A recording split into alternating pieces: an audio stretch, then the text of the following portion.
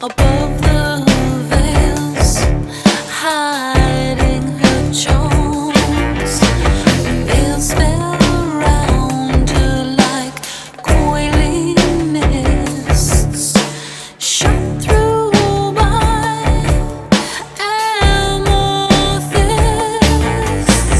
Long black hair round her like a snake, alluring movements she did make. There's a lot of mystique around belly dancing, and there is this kind of romanticized idea of belly dance and a lot of misconceptions. You can expect almost anything to happen. You just don't know. People don't really know what to expect. So, you do great. So I think one of the biggest misconceptions about the art form of belly dance is this assumption that it's this like sexy dance that women do, against their partners. When you announce that you're a belly dancer, the very first thing that people think about is, unfortunately, you're a stripper or you're a pole dancer. And it just drives all of us who belly dance just crazy. There's been huge changes in the belly dance scene around the world. I think a lot of people get involved in it and then they fall away because it's a lot more than what they expected. Or they become more intrigued and they become absolutely obsessed with it like I did.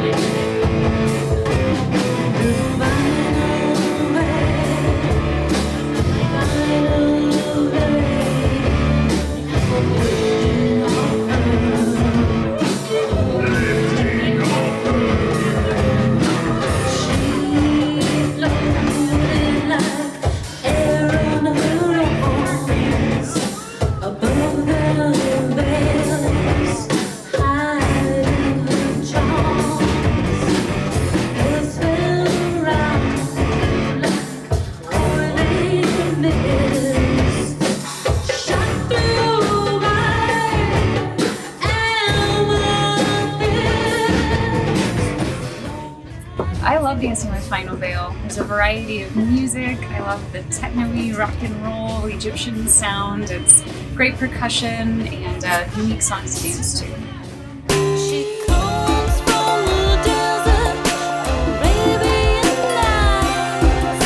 The story unfolds when she shows her thighs. Egyptian queen, sent on a quest, walking a strange land here in the West. Sounds of this world swirl in her head, can't understand a word that is said. The best dancer, bailadora, te quiero mi amor. Ballerina, bella, ole, baila, baila conmigo.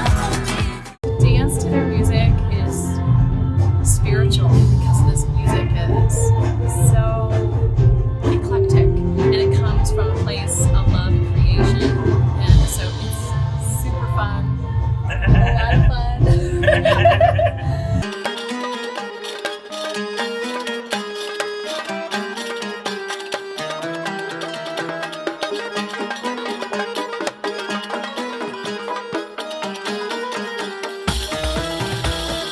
Because they have all of that traditional like rhythms and melody, but it's like electronic, and then of course dancing with a live band. There's nothing better than that. So- to stretch out a little bit. Exactly. Yeah. Like okay, like you listen to this song, but then you hear it live, and you're like, oh, like the drum is way stronger than I thought, so you can really accentuate that. So it's good.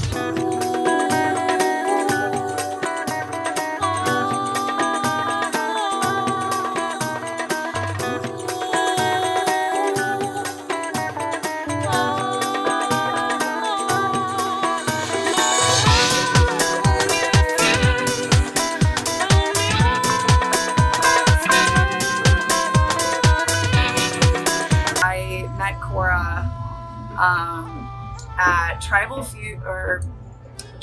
Revolution, which is a belly dance convention in the Chicago area, like many years ago, and didn't know she was from St. Louis, but you know, had met her and we figured that out, and that she has this band here, and I had heard of Final Veil before, but I never went and saw them yet, you know, and I was pretty new into the belly dance scene at that point, so you know, it was kind of neat. I talked to her a lot in Chicago, and then eventually saw one of her shows, and she invited me to dance, so I've been dancing here and there ever since. If you're a belly dancer, this is an oldie but a goodie, but a new version of it.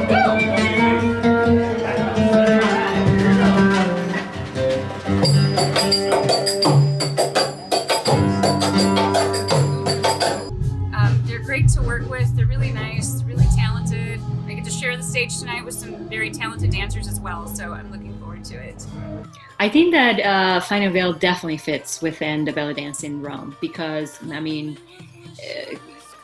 Final Veil has worked with Hassan Ramsey. They have, you know, different drummers that have come in who are definitely, you know, doing authentic Middle Eastern music.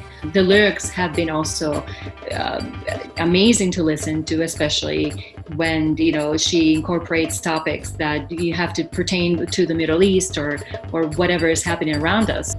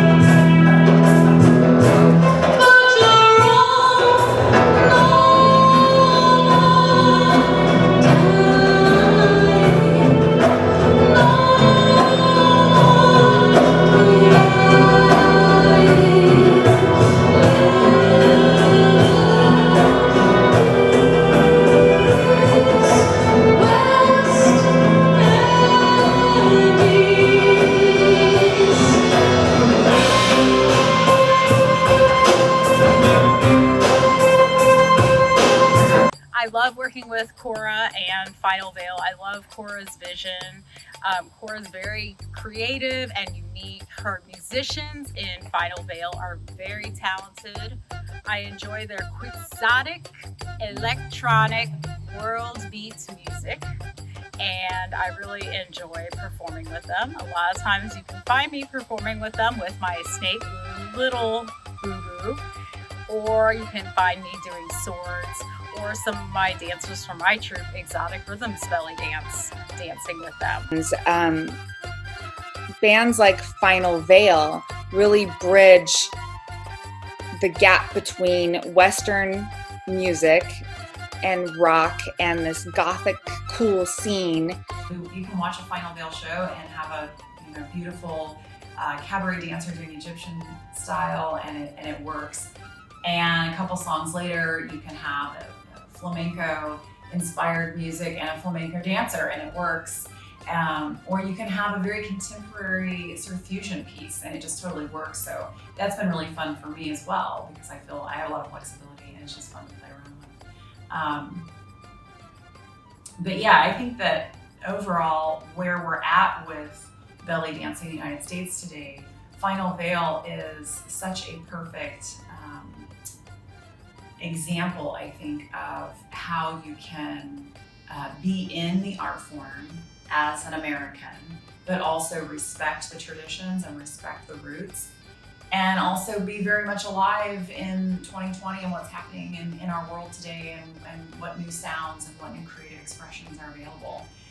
Final Veil just does that, they're able to sort of combine those two aspects of belly dance. And I think it gives it credential in that way, like, okay, these are, they know their rhythms, they know their Arabic music. The title track to the album, Salome Spell, was actually, it was inspired originally inspired by a Pantera song, a riff that I heard, and I wanted to fuse heavy metal with Egyptian and with our sound, and that's kind of basically what we came up with. And it's based on the story from the Bible about John the Baptist and Salome, who does the Dance of the Seven Veils, and it's really kind of encapsulates what the name of our band is about, Final Veil, about the last veil that she takes off, and really more of a metaphor for revealing who you really are and what you're really about. Yeah, we went through a metamorphosis in the albums that we created.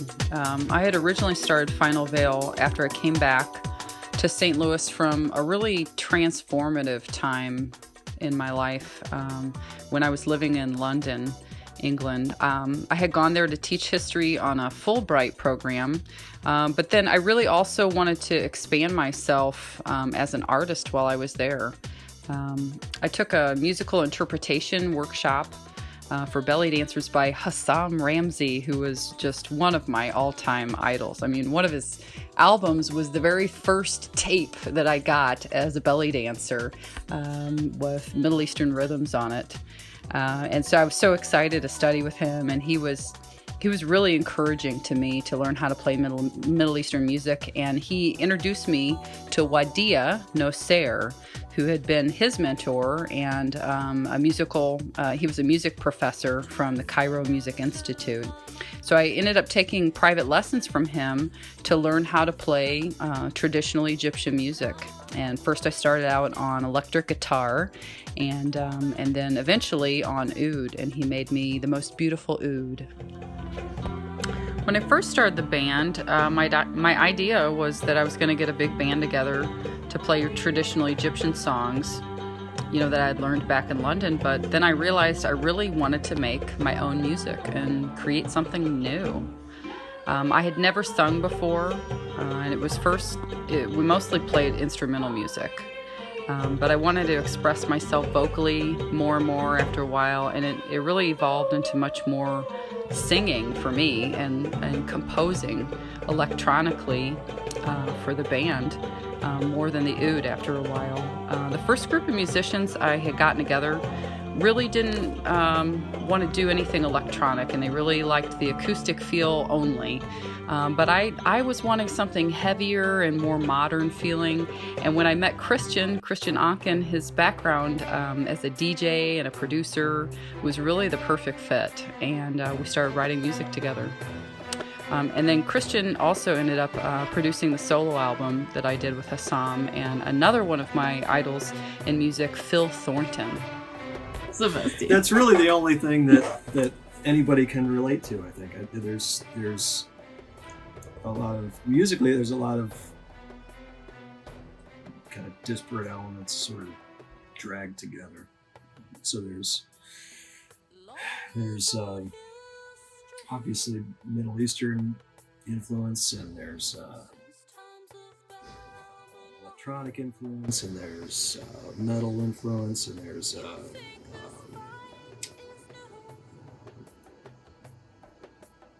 trip hop influence. Belly dancing is really something that has inspired my soul, and it inspired the art that I create with Final Veil.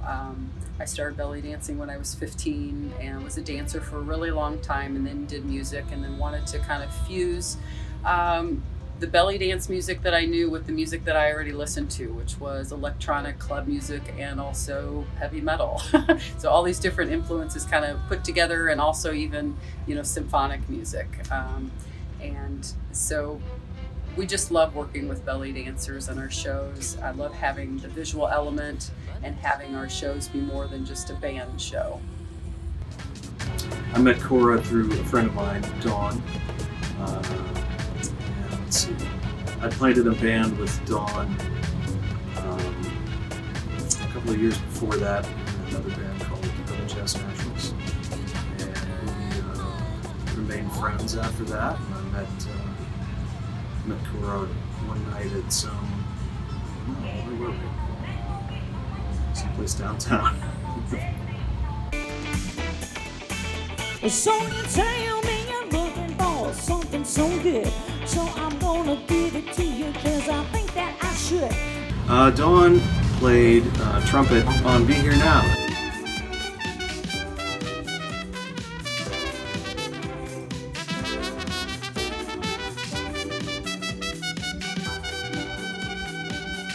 I've been playing in Final Veil for a few years, but debuted on the Salome Spell record, and what a record. I got to apply my vocal style on a few songs. I got to, turn up the low bass a few times, and I wrote Osiris, which was called Cryptic Sands, and my band, Archdragon, my brother and I wrote that song. I've been playing in the hard rock heavy metal scene here in St. Louis since I was a kid, and never thought about the possibilities that music might offer outside of that box. Final Veil is a mixture of so many things, so many influences. It says yes to so many things, and that's why I thought I looked at this band and I said, you need a bass player. The next song we're going to play is called All of My Days, that I wrote for my beloved husband, Chris, the love of my life.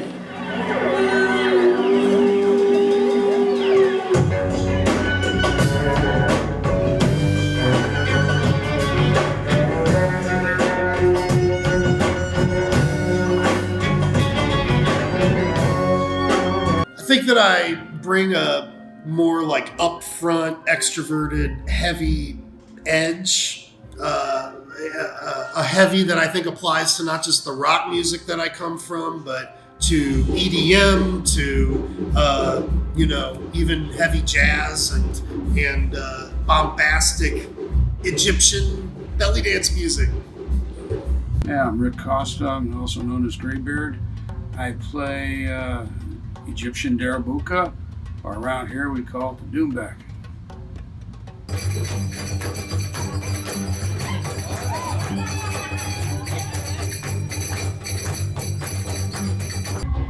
One of the best parts of playing with Final Veil is the fact that, again, the surprise factor,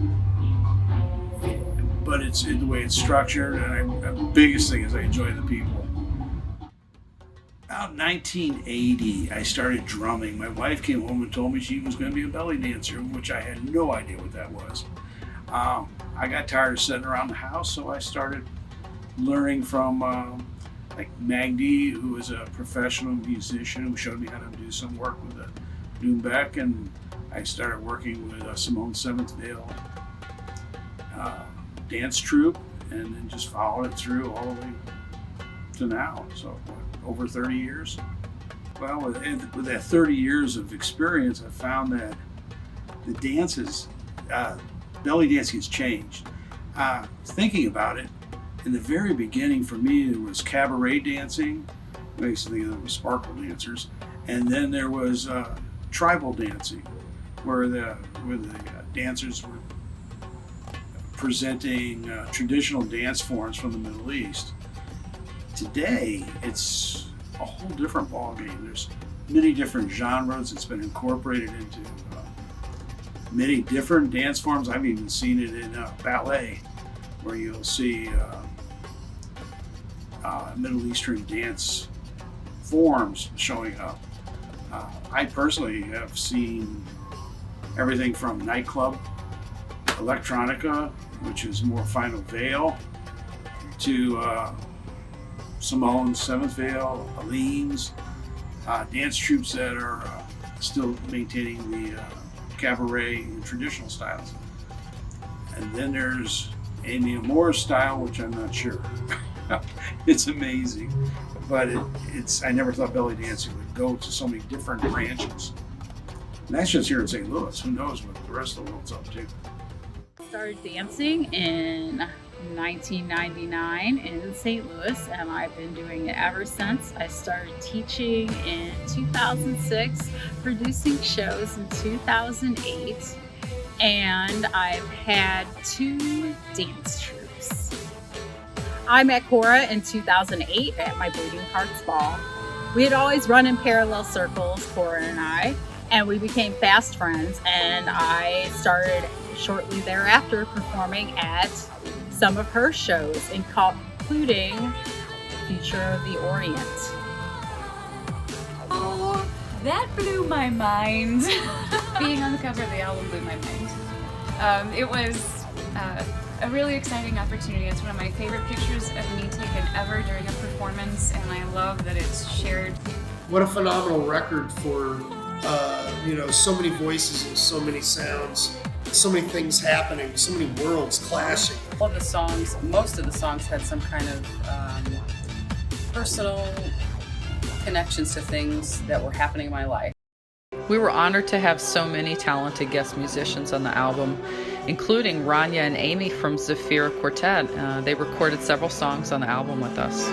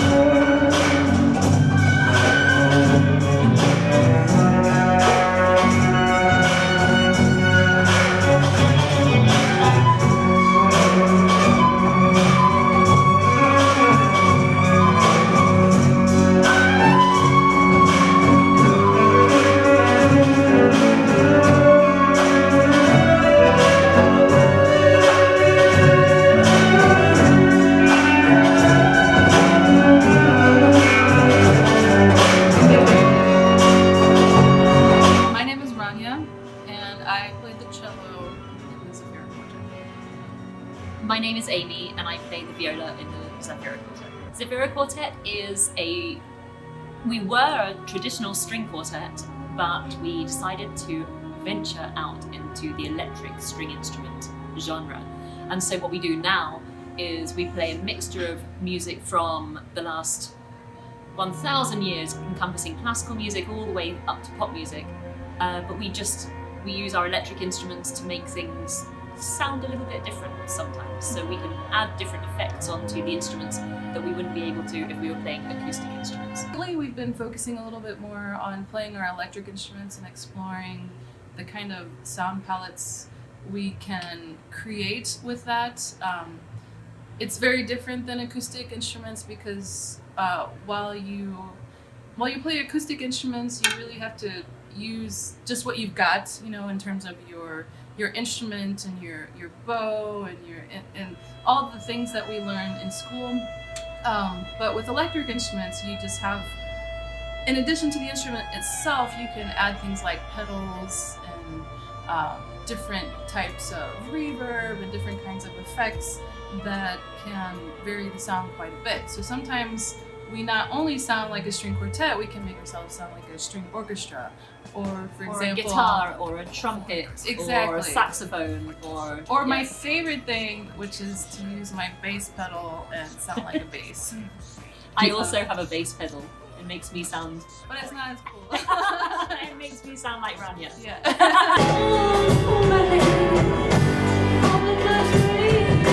Salome's spell, for example, I think in the middle there we put in a cello solo, and for that solo I recorded that on my electric cello using distortion to kind of, go along with the metal. Yeah, so this is my effects board right here. It's kind of like something I can pre-program. There's hundreds of effects, and I can put 6 on at one time, like to have one board pre-programmed. And for Salome's spell, I just used basic distortion, I think, to make the cello sound more like a guitar, electric guitar. I think it's very cool to perform with belly dancers. Actually, I remember the first one that we did with the belly dancer, and we were all amazed at what she could do with our music. We just felt like it was so cool to be a part of a belly dancing show. That was really fun. Yeah, I think, as string players or in the string quartet setting, usually you're just playing the music, and then everybody's kind of just left with their imagination as to what's going on. But whenever we play with dancers, it like really inspires us, and in turn, it changes the way we perform things.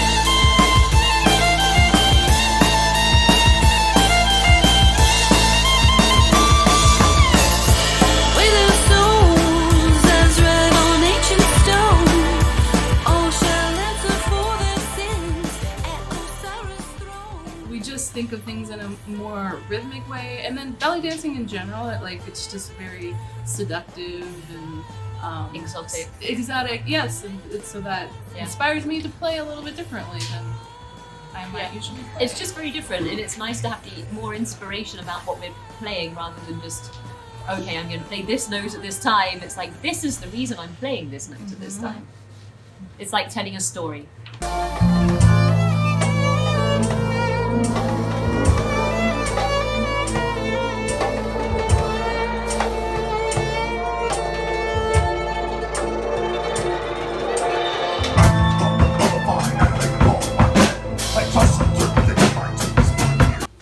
Hey, ready to go. Pestilence and greed, centuries have passed, the days of happiness are gone. God's like. One song that is very dear to me was a song that we wrote called Twin Souls that I did with my husband Chris, the bass player, and we wrote it for our twin daughters Karma and Sasha. And I remember the first time we played it for them, it was in its early stages, a rough cut, and little Sasha got tears in her eyes, and it's kind of like a love song to her daughters. And tonight I am performing Twin Souls by Final Veil. It's a very special piece to Cora and Chris, and also I'm honored to be able to add my artistic creations to it. This is our first day in our belly dance costumes. Yay! Can you jump? Can you shake?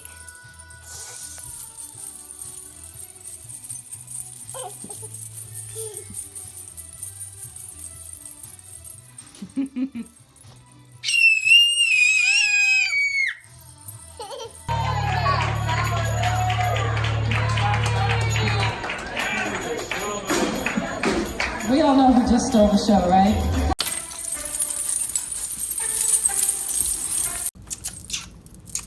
The next song with us, he's got a saz, which is a Turkish version of a guitar, and he's got a zurna, which is a traditional Middle Eastern tuba.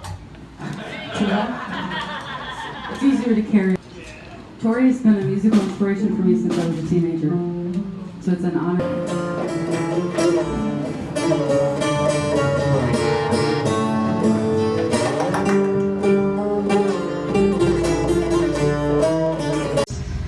We decided to do a cover of a famous song, famous belly dancers anyway, Aya Zane, and we were very excited to work with Tori Z. Starbuck on the piece, and he added in his kind of experimental Middle Eastern sound with it, played the zurna, played the electric violin, and also did some vocals with it, and then we were able to perform it live with him a couple times, which was great.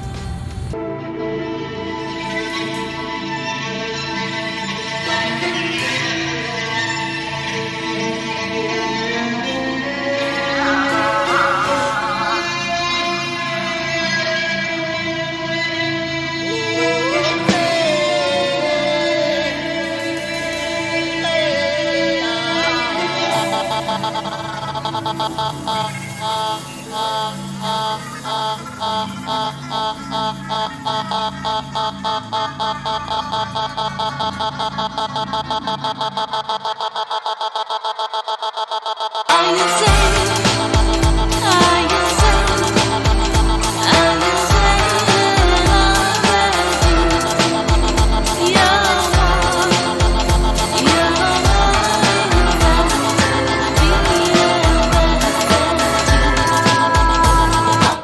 think in the recording I played those and the electric violin and some percussion. I remember also playing doing that. I guess I'll go here and see if it's what made the mix.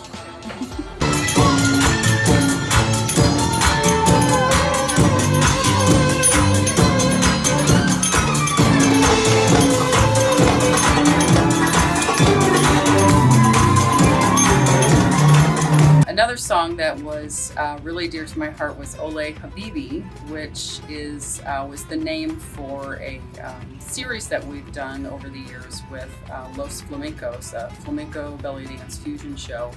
And it was really fun making a theme song for that show and for that series. And then we did a music video for it. Weird, So you guys will be back behind here. I'm trying to get the tonal to hit the whistle. Or at least trying to stay from here back. Like, okay. Yes. Action? Yes. It was so hot making this music video.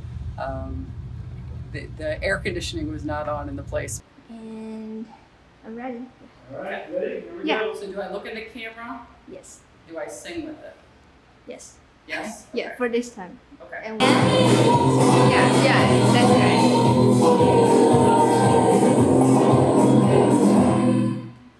Woo. Yeah.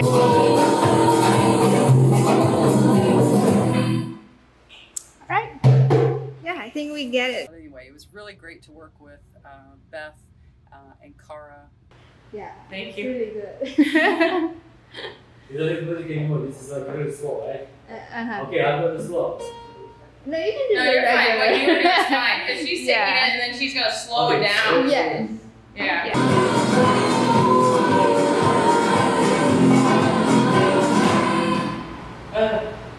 All right, cut.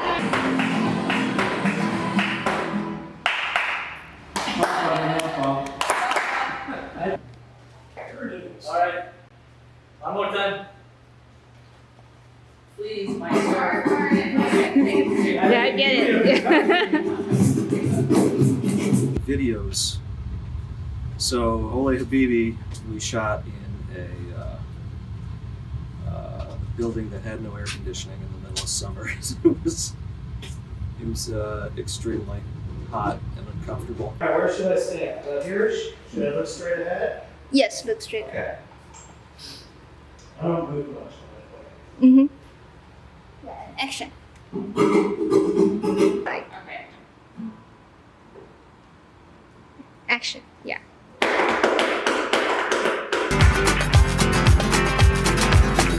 So why don't you just play the song though, because I Okay. need something to dance to. So. Ready? Yep. Yeah. Here we go.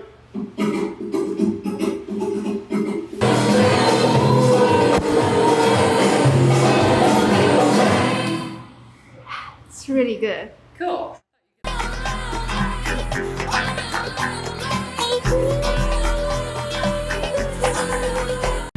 Well, I've had some experiences doing videos with Final Veil, and it's always been quite amazing. We did this one for flamenco dancing, and we just absolutely cooked. And then we did another one, Salome, and we froze to death. It was an amazing thing. It was a kind of a heaven and hell situation. Right, that's really good. Yeah.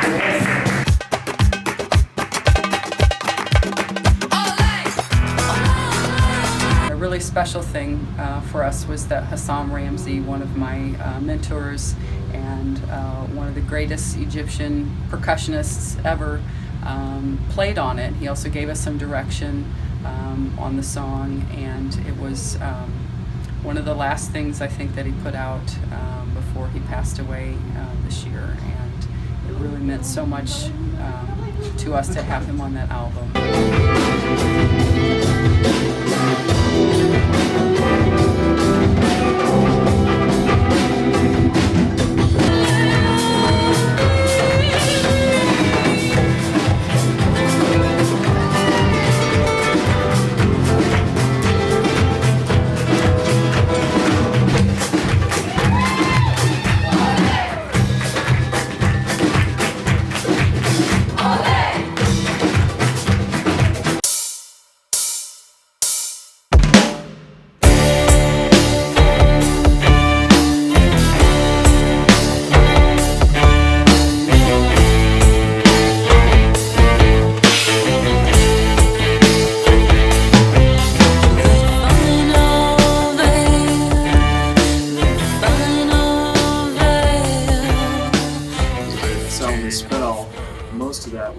at the Botanical Gardens in the middle of winter, and that was very cold, so it was fun. Yeah, we shot it in the dead middle of the winter in the Turkish garden at Botanical Gardens with a fabulous dancer, Amy Amore, who is our assassin in the movie. And we felt like the aesthetic actually of it being so cold, I got to wear, you know, my big heavy coat, and it was perfect. There was nobody there, but it was freezing. But it was a lot of fun to shoot, and it really came across for the feel of the song that I was looking for.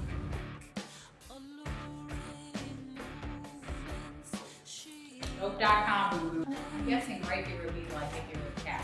You know, this company. He's like, it's my turn to be in the spot. Such a diva. Shooting the music video was really cool. First of all, I remember that we did that like in a snowstorm, and went down to Cherokee and got to shoot this video, and the lighting was really neat. There were dancers, and so that was a really cool experience, and kind of just airplaying with my previous recording. So I really, really love the way that turned out.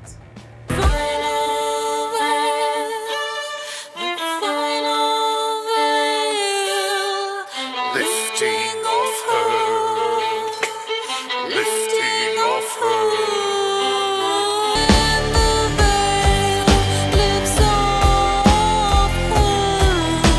Action!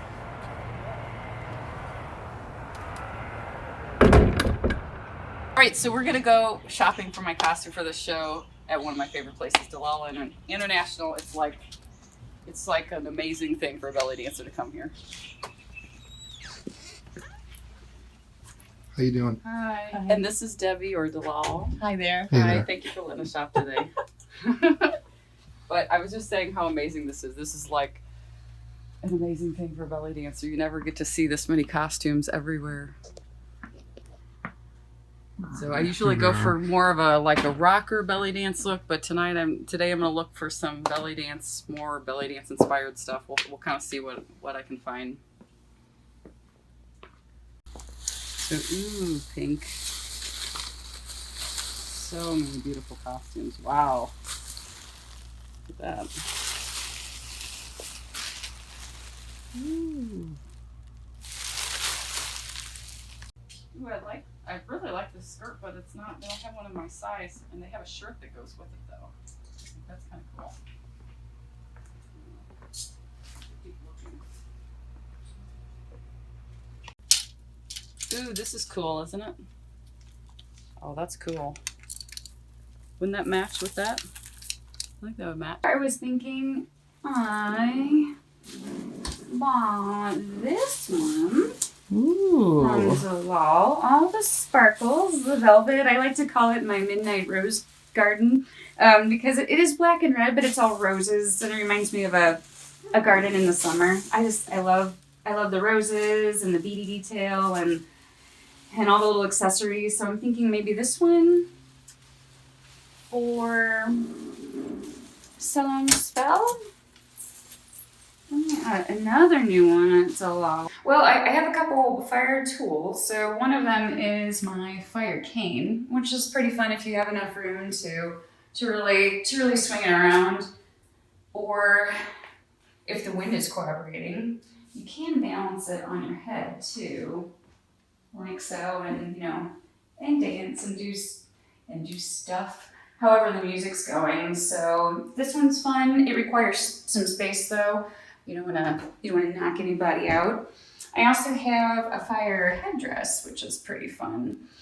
So I put a little decoration on it to give it a little more personality. So that just goes on like so. And I usually use my hand torches as well. So get these on, and that way have a little more visual interest on what's going on, because I have this on my head. I mean, I can spin with it. It's pretty tall, so I have to be careful about wearing that in space and time. Final Veil show, you can expect dancers and music and drummers and lots of noise. Visual, visual as hell. Always beautiful dancers, and we're trying to bring in more lighting and video into our live shows. But no two shows are the same. That much I can say. It's great working with Final Veil. Cora is very organized, always very well, but dancing and performing with her in the band has always just been a blast. And I can go in and out of, again, the really great percussion, or kind of tap into this like ethereal vocals that Cora had. I have noticed playing with Final Veil that you can expect almost anything to happen. You just don't know. So it's even if you think you know what you're going to see, you need to show up, and we always have surprises.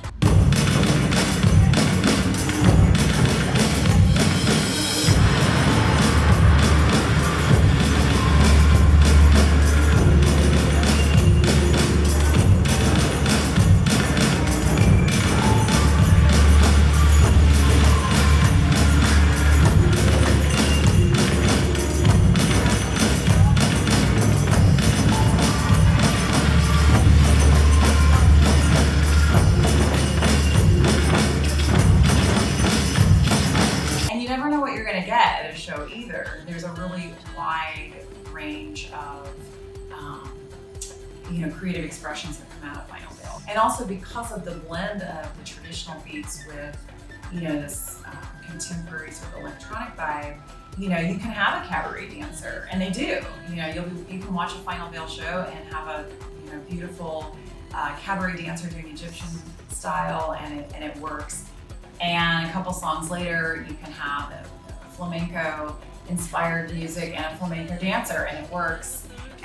Or you can have a very contemporary sort of fusion piece, and it just totally works. Oh, I'm so excited. Oh, that's pretty. It's pretty. Yes. Okay. Let's see. The dress is not new, but the other parts are. Let's go.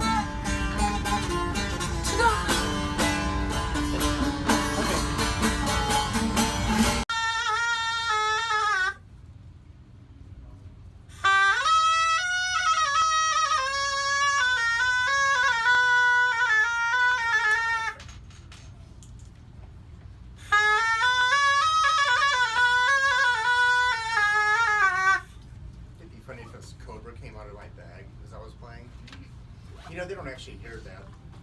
The reason they do that dancing is because he's doing this with his head. Oh, really? Yes. So what they're doing is they're following the movement. They do not hear that sound. They can feel vibrations, but they don't hear it. It's because if he stayed there and just did this, the snake would be like, hello? Hello? Jehovah's Witness. I think it was Muslims. Yeah. I was even going on dancing track. I think I might be singing, and I'll be playing Turkish lute, which is called a saz, which is used in, a lot of Lebanese. It's Arabic as well. And I'll be playing a Middle Eastern oboe type instrument called zurna.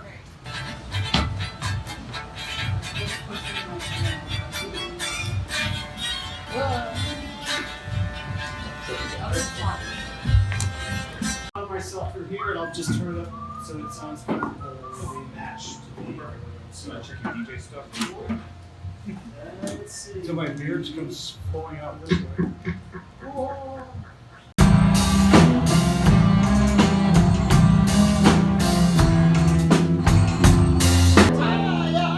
I'm going to be right here. So.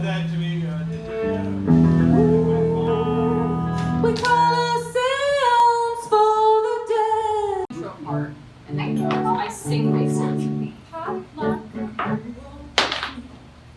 Belly dance, and then it's the same thing. The sound is the same.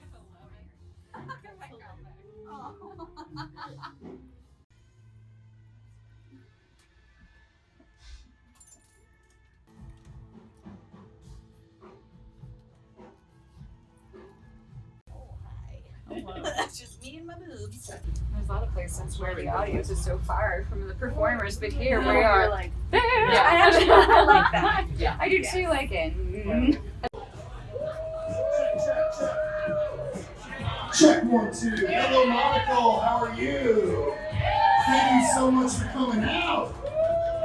Welcome to the official Final Veil CD release of the brand new record, Salome Spell. Is everybody in? Here we go.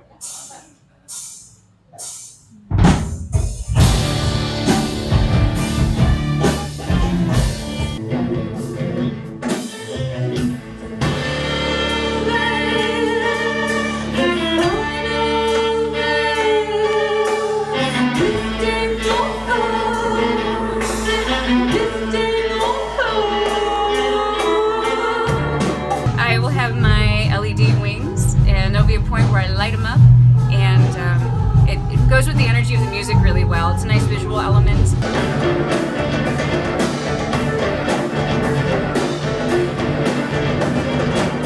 I am dancing to a song called Poison Apple by Final Veil. So it's very slow, but it still has like a good driving beat to it with all the percussion in it. So yeah, it's like fun to play with all the different levels in it.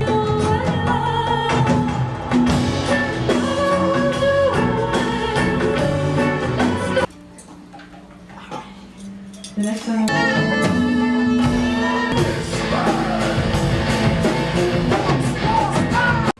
Hi, I'm Julia Kay. I danced to a Final Veil song tonight called Osiris, and it's a great song. It's very powerful, thank you. I love my swords, so I decided to dance with one of my swords to that song, and I was inspired by Osiris and what he wears. You know, lots of bracelets and I don't know, kind of wanted some big pieces. So yeah, swords are my favorite.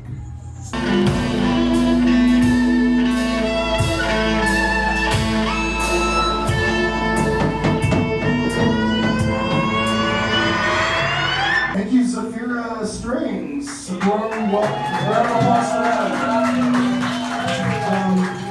Recording this album with them this record is just a culmination of so much. I do this, so I just need them to face me that way. Okay. Face me to the very front of the stage. They don't need to be looking. She's gonna like me. Craziness behind the stage. What really composed me together though? Not. No.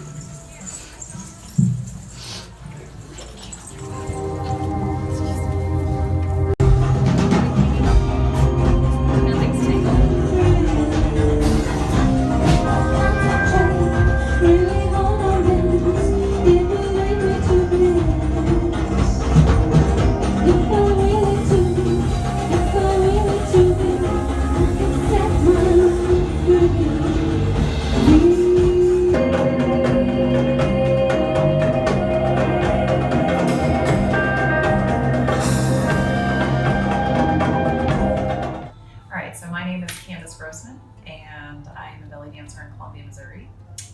I'm the owner and founder of Belly Dance Studio, and been dancing now for almost 24 years, a very long time. And when I first started dancing, I was 18, and I had actually just had a baby. I was a young mom, and I was looking for something that could sort of help me get back into my body. You know, it was very disorienting to have a baby so young, and I was, wanting to get back in shape. And I went to this all-girls party. I was in college. I had my daughter. Went to this sort of all-girls hangout, and this belly dancer came out, and I was just so inspired and so moved by the art form. So I started taking classes, and one of my first classes was with Cora here in Columbia. And it was at the Chautauqua Center, and which was just sort of this old house downtown that was set up to teach the arts. And the dance studio was in the basement. And Cora taught that class, and it was great. I wanted to continue with her. She ended up moving to St. Louis. But I continued on with classes. I took classes with several local teachers here. Yeah, and then I had another child, and I became more serious with the art form. So what's interesting for me is that when I first started belly dancing, it was really much more about like, you know, getting back into my body and sort of reclaiming my sensuality, but it changed over the years. So after my second daughter, it very much became about finding my time. I needed time because now I had two daughters. And so I actually became even more dedicated to the art form after having two girls. And I opened up a studio in my house. And I had it in the house simply because that was most convenient for me with the girls. I didn't have to find babysitters. And I continued doing that for years. Successfully. It got to the point where there were so many people coming to the house every week that I finally had to start renting a studio. And meanwhile, I also continued to train, and I think that's really important for all dancers, even if you start teaching, to continue to learn with other teachers. And so I started branching out to teachers outside of the mid-Missouri area. So I studied with many great teachers, Cami Little, Rachel Bryce, Amy Sigil. Definitely during that phase, I was very much exploring what we call tribal fusion style. And then in 2005 or 6, I think it was 5, in 2005, I discovered Salome. And I began training with her school, which is located out in Berkeley, California. And as my dedication picked up, so did my teaching. Eventually, like I said, I got a beautiful studio downtown and taught there for many years. So I had taken a class with Cora when I very first started belly dancing, and then in Columbia, Missouri, and Cora had moved to St. Louis, and I had not seen her for years. And so the first time that I saw her again, she was performing with Final Veil at a Cami Little workshop and show. And I remember we sat down for the show and the lights went down and the band started playing and Cora started singing, and I remember putting it together like, that's Cora, and I was just completely blown away. It was one of the most unique sounding bands I'd ever heard, but also it was like this beautiful combination of traditional rhythms with like this contemporary kind of electronic vibe. And then Cora's vocals are just like ethereal, they're otherworldly. So I really felt transported. And I couldn't tell, if I was being transported into like the 1920s or if I was being transported into like ancient Egypt. It was just this really cool mixture of sounds and, like I said, otherworldly. And I remember sitting there and thinking to myself, I was envisioning the choreography. It was just coming to me. I thought, okay, I've got to reconnect with Cora and start dancing with her. My name is Chelsea Wright-Smith, and I'm originally from California. I started belly dancing in 1994, and I danced with, I started off with Patricia Gutierrez when I was a teenager, and she started teaching belly dancing at my dance studio where I was taking ballet and contemporary and jazz and tap. And I had done those dances for many, many years already. And then when belly dancing, it was specifically Turkish style belly dancing, was being offered at my studio in Visalia, California, I was really curious, and I was always interested in ethnic forms of dancing where you could move your hips more and just dance in a more free way than ballet, for example, which felt more restrictive. I fell in love with belly dancing, and that led me to other styles of belly dancing. I got more intrigued by the Egyptian styles and all the Arabic folk dances as well. I found that to be really interesting. Then I moved up to Northern California and graduated from Humboldt State University, and I danced with Shoshana for a while up there and studied with her. And that got me really interested in Spanish Arabic fusion dances and other fusions, and also ways that I could incorporate my other dance background of contemporary and ballet into belly dancing. I moved out to Chicago to go to the School of the Art Institute of Chicago. I also started studying with the Latin Street Dancing Company and exploring Latin dances and samba and more flamenco. And eventually that just started, it just kind of turned into my career unexpectedly. I graduated from the Art Institute and with 3 degrees in arts and art history, and I was making so much money dancing and performing in the nightclub scene in Chicago and teaching dancing and touring with bands and touring, doing like the dance convention circuit, that I said, I'm going to ride this wave. I started a dance company in Malta before I actually moved here, and managed both companies for a while. But my dance company, both in Chicago and in Malta, was called Fringe Benefits. All the people that were actually in my dance company were all Americans, and we were all, you know, doing this for fun. Many of them were doing it as a hobby, so I thought of it as a fringe benefit. So I played with the words, you know, beaded fringe and fringe benefits, and doing this on the side for fun. But the company became pretty professional and actually ended up touring with me a lot and working with a lot of the local musicians. So I started belly dancing. Really, the very first time I was exposed to that was when I was doing my undergraduate degrees at Ohio State University. And I was hanging out with a group of guys and girls from different Middle Eastern countries. One of the women her name was Ahlan, which I remember because her name meant dreams, which I thought was beautiful. And she was the one who started doing certain moves. That she would do this, hip drops and a lot of snake arms whenever she danced. And we used to go dancing often, and it was a lot of I don't know, that 90s music. It was all boom, boom, boom kind of music, and just kind of going crazy and grunge. But once in a while, she would kind of add that to that. And that's when I started looking at it. And I asked her to please teach me. And so she taught me a little bit of the snake arms and a little bit of the hip drops. And then I ended up going to the University of Michigan. And in Ann Arbor, there was a group of ballet dancers. And there was some kind of parade, which I don't remember what it was.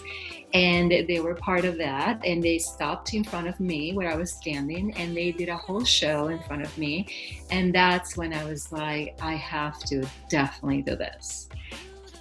So then I moved to Chicago and I sought it out, and I went to a couple of different schools in Chicago, and it was in one of them that I met Chelsea Reitzma, and we really liked each other. We became friends, and she came up with the idea of creating her group, Fringe Benefits, and invited me to be part of the group. You know, we had a lot of fun. We worked in different studios, and Chelsea always created really interesting and convoluted, fun choreographies and very different music. And her style was just, she did a lot of fusion, and her outfits were always so much fun. I mean, we even did a Carmen Miranda, rendition with fruit hats and everything. After my experience of dancing and performing with Final Veil, and we've actually performed in California and St. Louis and Sweden together and Chicago. And after doing those performances and working with a lot more fusion myself, and actually working with a fusion band like Final Veil, I felt like my calling was more in the fusion. And I also felt that the fusion dances were more like the new trend, and that's where the popularity of the music and the belly dance styles was going to go next. So in order to keep surviving as an artist, I also felt that it was important to shift over to fusion. When you walked into an academy or a school for belly dancing or were under a teacher, yes, they went through the classics. They explained the different rhythms. You know, you just learn how to do a lot of things. You learn how to play with the sills. You learn how to dance with a veil. You learned all of that stuff. And the music was Middle Eastern music. And then I started noticing that people were starting to fuse it. And sometimes the one thing that happened probably, and the height of it was probably about 10 years ago, people started just using non-belly dancing music and non-Middle Eastern music. And that was huge. And every time that we went to big festivals like Rakasa, you got to see that. You got to see pop music being used or hip hop music being used or anything like that. You know, so one of the things that Final Veil has done is, you know, put a little bit of techno music in it and some, you know, different rhythms with that goes, but still using Middle Eastern dancing or Middle Eastern music within it. That, which by the way, you know, it's something that also has been done in the Middle East. So it's something that is well accepted. So Ole Habibi, that is a really fun and exciting show and a wonderful memory that I have. I remember Cora and I brainstorming and coming up with the concept of Ole Habibi and coming up with how we were going to do it, and the fusion of the two bands, the flamenco band and Final Veil, along with the fusion of the dancing and the costuming, and it was quite a complicated production to put together, and it was extremely exciting. And they were always well received. People find the Spanish fusion style so exciting and interesting, and there's such a rich history there, you know, from the Arab occupation of southern Spain and the cultural sharing that happened over the centuries, and you know, just how that's developed, and it continues to develop. Dancing is a living, breathing art form, and it's part of cultures that are always changing, and so you can't expect the dance to be frozen in time. I started to dance flamenco when I was a little girl, actually. So I grew up in Puerto Rico, and my mom knew of this woman. She's Puerto Rican, and her name was Dorita Ortiz, and she lived and performed in Spain for many years. And I'm not even sure how it was that my mom learned about this, but I think I was in second grade when she started taking me to her house. She had basically gotten rid of her whole living room and made a studio out of her tiny little apartment. And that's where I got dropped off several times a week. And it was a half an hour of ballet, which I hated. And then it was a half an hour of flamenco. And that is when I completely thrived. And when I came to Chicago, not only did I found a studio to do belly dancing, but I also found a studio to continue to learn how to do flamenco. They are two very different forms, two different styles, I think. The techniques are completely different.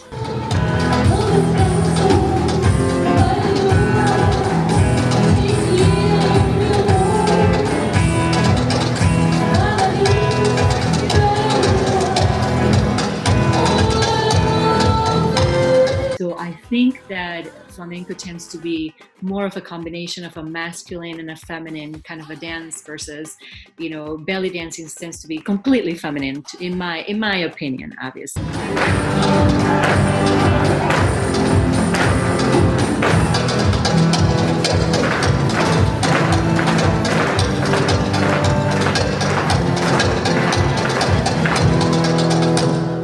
I started fusing flamenco and belly dancing. The fusion is actually quite a challenge for me, but it's actually a lot of fun as well.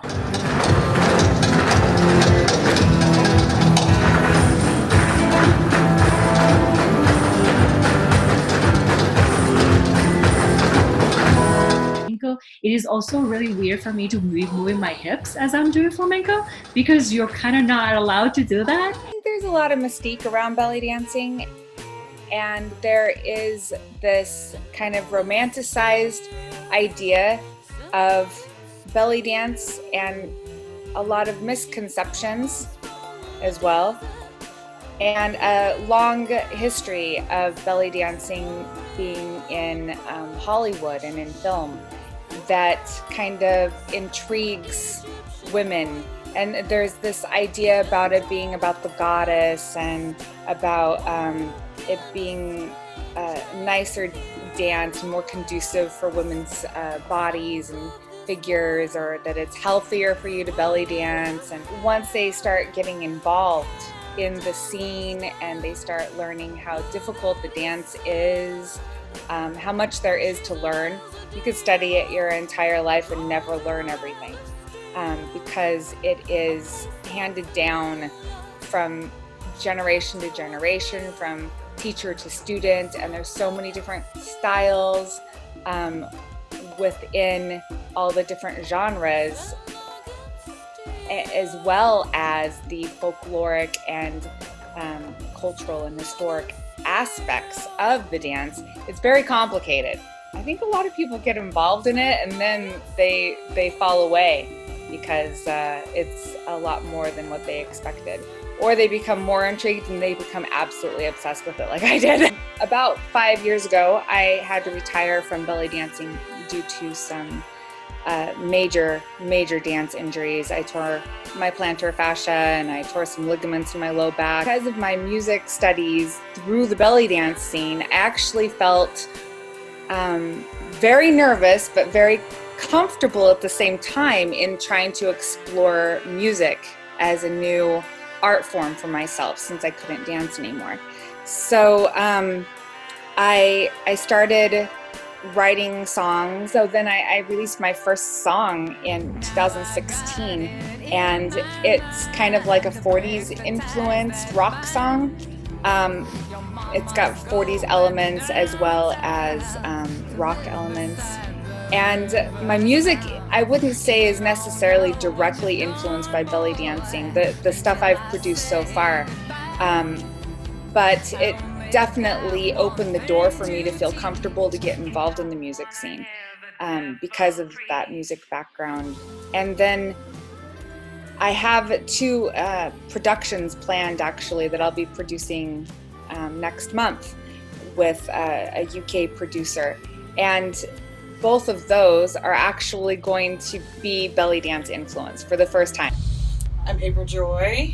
I started belly dancing in 2003, Springfield, Missouri, under just Sarah. I hated going to the gym, so belly dancing ended up being my workout, and it turned into my passion.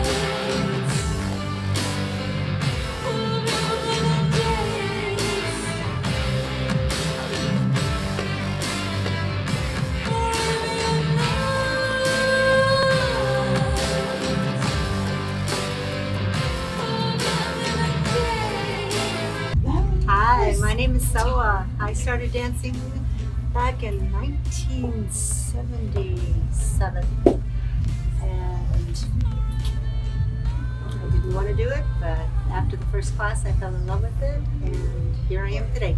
So, things that have changed about belly dancing, it's incredible. It used to be very small, people look down on it, and today people are looking at it as an everyday way to exercise. It's a more respectable. My piece tonight is very special, and when I told Laura, who is the arranger, composer of the piece of music, I said, I'm so happy that I picked this music because I really like it. And she said, you know, there's something very special. You wrote something. It was from a post that you had written, and that was what inspired me to write this piece of music. Okay, Rick Costa. It's been a long time. I've known him for 40 plus years. His wife Sue was one of my mentors, and she's the one that inspired me. She encouraged me, saying, you know, you're good at what you do, you need to do it. And she made me feel really good. And through that I got to know Rick. I feel that Rick and I always had a connection with one another for whatever reason. And there was a point in time that he was done with drumming. He's an incredible drummer, and he was just done with it. And I said, hey, Rick, can you do this? You know, I was like, okay. He did it, and I think that sparked a passion that has always been there for him. Drumming, it's a passion for him. He's incredibly talented, and he followed a path that led him to Final Veil, performing with Final Veil, and I really feel he's an integral part of Final Veil, and I'm so happy that he has this.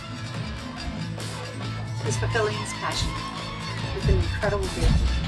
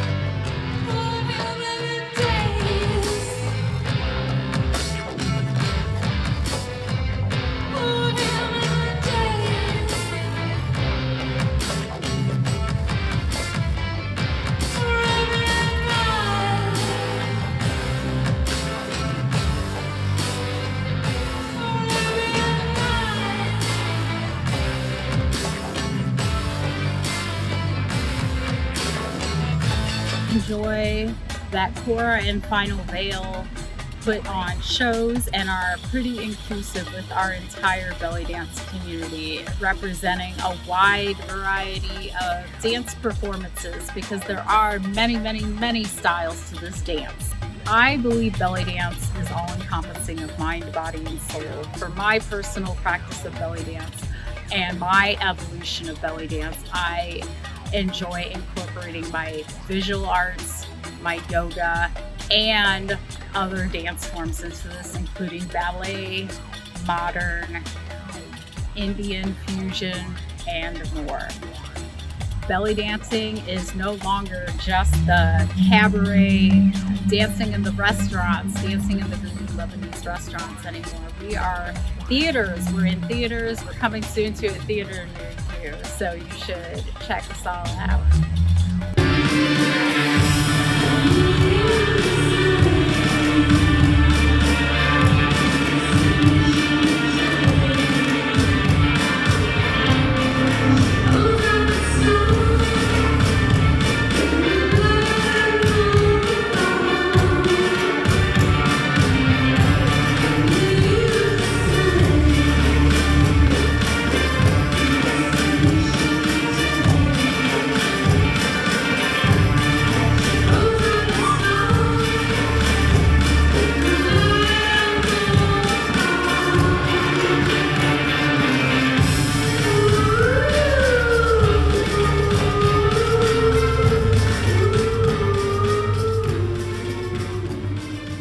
When I joined in 1994, until now, there's been huge changes in the belly dance scene around the world.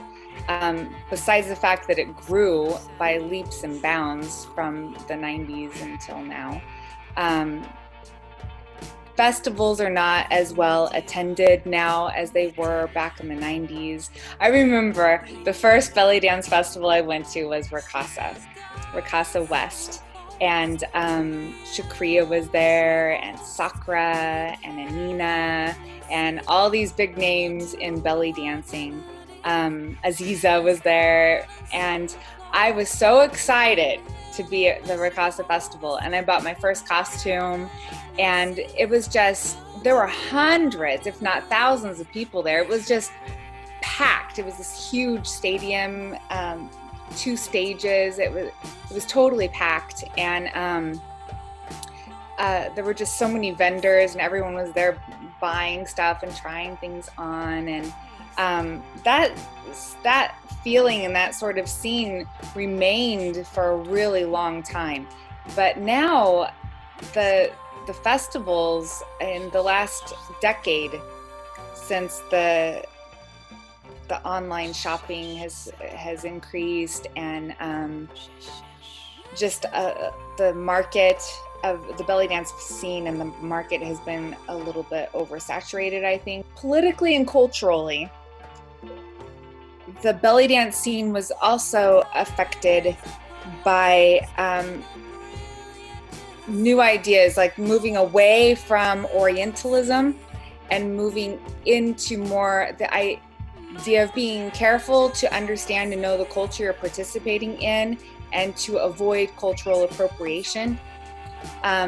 So I feel like the fusion dances and the westernized versions of dancing, of belly dancing, like tribal and tribal fusion, and other fusions of mixing it with samba or flamenco, I feel that those dance forms started to gain a lot of popularity, not just because they're cool or they're pretty, but also because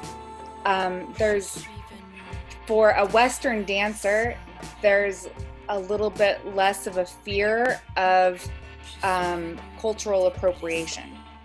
And also, you don't have as much culture and history to learn about to participate in the dance. If you're doing Egyptian folkloric dances, you need to know what costume to wear, what rhythms to dance to, how to play the finger symbols, how to use certain props. There's just a lot of information that you need to know to be able to do it at a professional level and to be effective, and basically to not embarrass yourself, on stage. You really need to know what you're doing if you're going to do the folkloric dances. So I feel like the fusion dances, you still really need to know what you're doing, but there is a little bit less of a cultural identity tied to it. A lot of young people are more drawn to the tribal styles because, there's like this darkness, it's cool, you can wear a black lipstick and black fingernail polish, but it was also more popular in our normal fashions, in our normal daily fashions. And so I think that's the other reason why those styles started gaining so much popularity. Looking at the belly dance culture in the United States since I started in the 90s, there have been many transformations. It's been very interesting.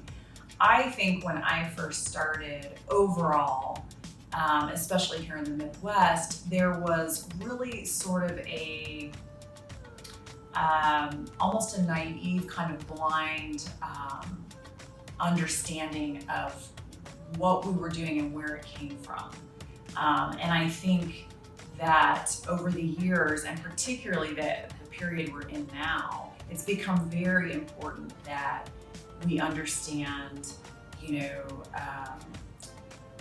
Middle Eastern rhythms and where they originate, that we understand Arabic culture and Arabic classical music, that we understand where different dance moves come from in different regions, and take on some of that responsibility and accountability for studying the art form in that way, so that when we go to create, especially if we are going to do fusion or anything like that, we have a firm foundation. And I think when we first started, at least for me, there was kind of this very vague understanding of that. I think there was some Orientalism going on in the culture overall. And I think that it's taken a while, but I think we're at this really exciting point now where if you want to dance this art form, you really have to take on the responsibility of learning about the history, the culture, the music. So that's been really interesting and really exciting for me. And it's made me feel more authentic. When I first started dancing, I'm trying to be authentic to myself and also learn an art form that comes from another culture, and it was just this really interesting struggle. You know, I'm a Missouri farm girl. So I've really had to, over the years, kind of figure out a way to be authentically true to who I am as an artist, but also be authentic to the art form as well. And so it's been a long journey for me, and I think it really has been overall in the US. One of the best things about belly dancing is the community, in my opinion. The community that is built of women, primarily women, and how they have used belly dancing to empower themselves and to create community and a sense of sistership that you don't find in other dance forms necessarily.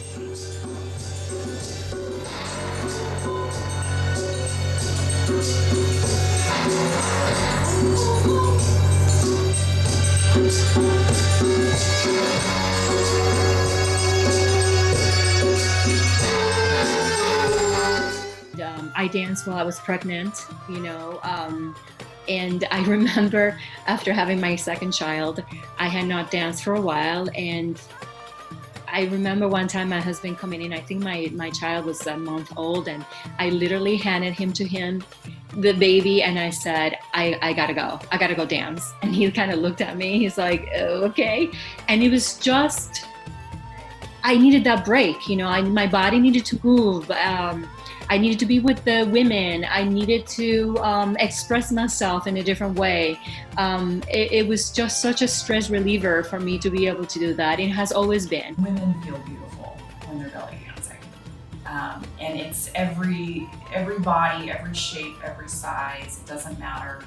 When you're doing these movements, it's just beautiful. And so I think that's probably what I've witnessed over the years as being one of the most just amazing things to witness, you know, as a woman sort of working on, let's say, a figure eight in front of the mirror, and I can just see her view of herself transforming.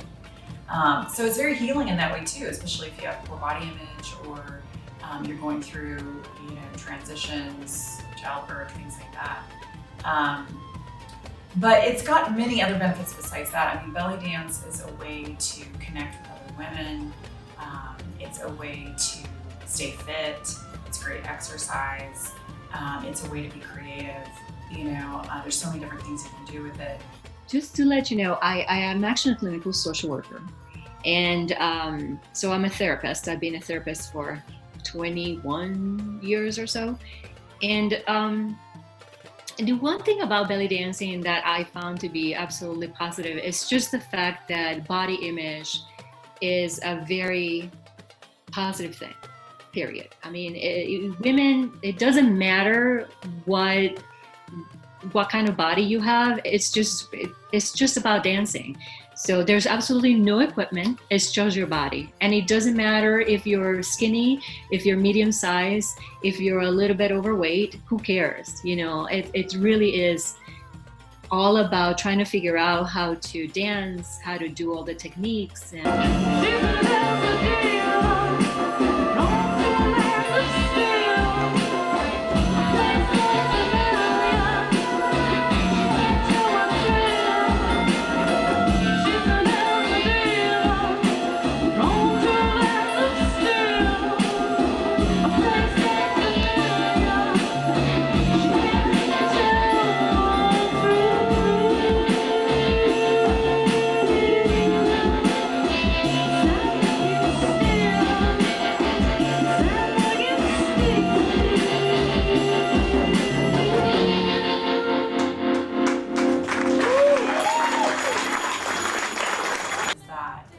It has really changed with my life, you know. So in the early years, it really, again, like helped me feel sensual and beautiful again and reclaim my body. Then through like raising children, it helped me sort of cope with motherhood, you know, the challenges of motherhood. It would give me my time, you know, even if it was just a 1 hour class that I was either teaching or taking, it was refreshing. I was able to come home and be a better mother because of belly dancing. And then, you know, in recent years, as my children have gotten older, it's become another way for me to relax, de-stress, bond with women. And so it's just been beautiful in that way, and that it's just adjusted with my life. And it's just always served me. It's never failed to serve me, which is one of the reasons I love it so much. So I think one of the biggest misconceptions about the art form of belly dance is this assumption that it's this like sexy dance that women do, you know, to please their partners or their boyfriends or their husbands or whatever. Over the years, I've had a lot of women ask me that, like, "Ooh, that's fun that we do that. You know, do you do that for your partner?" And what's really interesting about the art form is that it, I mean, at least for my practice, and I think for many other belly dancers as well that I've talked to, it just has nothing to do with that.